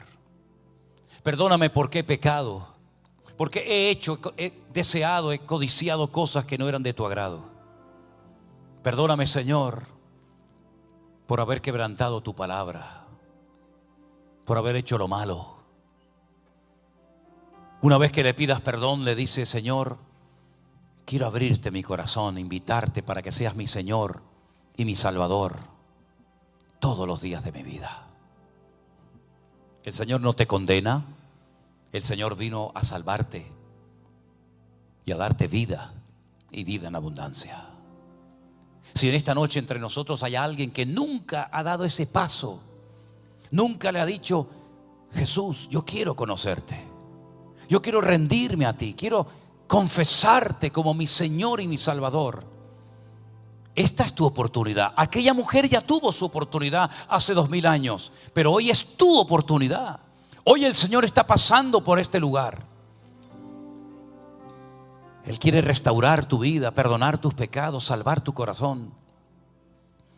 Si a alguien en esta tarde le quiere entregar su vida a Jesús, quiero orar por ti. Levanta tu mano para que el Señor hoy haga ese milagro en tu vida. ¿Alguien? Dios te bendiga. ¿Alguien más? ¿Alguien más le quiere entregar su vida al Señor Jesucristo? Dios te bendiga. Amén, gloria a Dios. Dios te bendiga. Gloria a Dios, gloria a Dios. El Señor Jesucristo una vez fue a una ciudad llamada Samaria para hablarle a una mujer. Y tiempo más tarde a un predicador muy conocido de la época llamado Felipe lo mandó al desierto para ganar a una sola persona. Y era el etíope, que venía leyendo al profeta Isaías y no entendía nada. Aunque solamente hubiera una sola persona que hoy le quiere entregar su vida y su corazón a Cristo, ya ha merecido la pena esta reunión. Aleluya. Los que levantaron su mano, voy a pedir que pasen adelante un momentito, por favor. Déjame orar por ti. Venga, no tenga miedo. Venga adelante. Los demás estamos orando, ¿sí? Los demás hermanos orando. Vamos a orar por estas personas que en esta noche. Dios te bendiga. Bendiciones, ponte por aquí. Dios le bendiga. Bienvenido. Dios le bendiga. Gloria a Dios. Gloria a Dios. Mírenme a mí, desen la vuelta. Miren, pase adelante. Dios te bendiga. Dios te guarde. Dios te bendiga mucho. A ti también. Dios te bendiga. Amén. Yo quiero que en esta noche los que están aquí delante, que han pasado, cierren sus ojos. Y yo les voy a guiar en una sencilla oración para que usted en este momento con fe se acerque a Dios y le entregue su vida a Él, ¿sí? Diga conmigo en altavoz: Señor Jesús, muchas gracias por haber muerto por mí. Yo creo, Señor, que tú moriste en la cruz por mis pecados. Y yo te pido perdón, Señor. Pero también te pido, Señor, que a partir de hoy tú seas mi Señor y mi Salvador. Inscribe mi nombre, dígalo. Escribe mi nombre ahora, Señor, en el libro de la vida. Porque yo a partir de hoy te seguiré todos los días de mi vida. En el nombre de Jesús te lo pido con toda mi alma, Señor. Vamos a orar por ustedes. Señor, te doy gracias por estas vidas que en esta noche han pasado aquí delante, porque han oído tu voz, han oído tu palabra. Entienden que esta es una oportunidad de oro, una oportunidad que no pueden pasar, Señor, para ponerse en orden contigo. Gracias por ellos, gracias por cada una de estas vidas. Te rogamos, Señor, en el nombre de Jesús, que este paso, esta determinación que han tomado en esta noche sea firme y estable, y que puedan seguirte a ti todos los días de su vida, y que nada ni nadie robe la semilla que hoy ha sido plantada en sus corazones.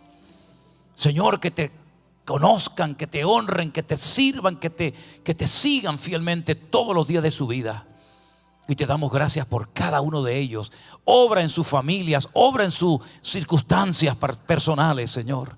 Sorpréndele, Señor, métete en ellos para que ellos puedan conocer el poder de Dios, como aquella mujer desesperada, solitaria y débil y enferma te conoció. Señor, que ellos te honren todos los días de su vida y que puedan experimentar el gozo de la salvación, la paz que sobrepasa todo entendimiento humano. Gracias por cada uno de ellos, Señor. Te damos a ti toda la gloria y la honra en el precioso nombre de Jesús. Aleluya. Y yo quiero pedirle a varios hermanos que se acerquen a estas vidas para orar por ellos. Los demás nos ponemos de pie, por favor. Y le damos gracias a Dios porque este es un paso tan importante, Elena. Es un paso tan bonito, tan importante en la vida, que sin este paso todo lo que hagamos en la vida no sirve absolutamente de nada. Pero gloria a Dios que estas personas hoy están recibiendo a Cristo en sus corazones como su Señor y Salvador personal. Gracias, Señor, gracias de todo corazón, Padre, porque tú eres bueno y sigues tocando vidas, sigues tocando corazones, Señor, y podemos en esta noche darte a ti toda la gloria, la honra, la alabanza, Dios mío, porque tú, Señor, sigues tocando vidas y transformando los corazones de todos aquellos que se acercan con fe a ti. Aleluya. Y yo quiero que ores por la persona que está a tu lado. Toma la mano, si puede ser, y ores por tu hermano. Aleluya. Ores por esa casa, por esa familia, por esa persona. Y diga: Señor, bendice a mi hermana. Aleluya. Bendice a mi hermano. Y que en el nombre de Jesús